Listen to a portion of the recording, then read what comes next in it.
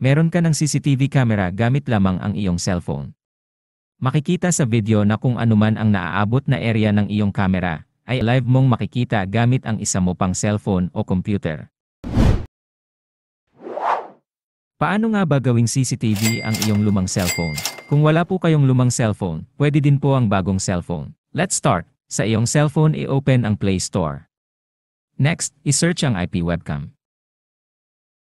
Sa results, i-click ang IP webcam. Then, i-click ang install. Hintayin lang matapos ang pag-download at install. When done, i-close ang Play Store. Next, i-open ang IP webcam. Hanapin at i-click ang Power Management. I-uncheck ang Deactivate Display. Then i-click ang Back. Sunod, i-click naman ang menu. At i-click ang Start Server. Sa Allow IP webcam to take pictures and record video, i-click lang ang While using the app.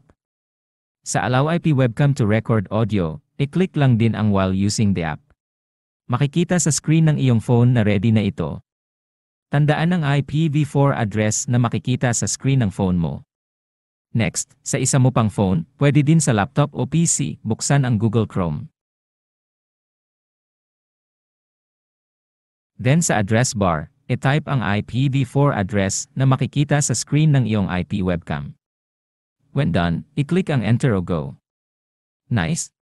Meron ka ng CCTV camera gamit lamang ang iyong cellphone.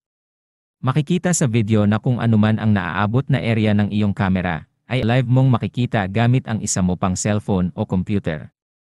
Important note lang po, make sure na nakakonect pareho ang iyong dalawang cellphone sa parehong Wi-Fi o hotspot. Ganun din po sa laptop o computer. Hindi po kailangan ng data o internet para gumana ang CCTV. Salamat po sa panonood. Please like and subscribe sa ating channel. Kung may tanong, comment lang po sa baba. Thank you.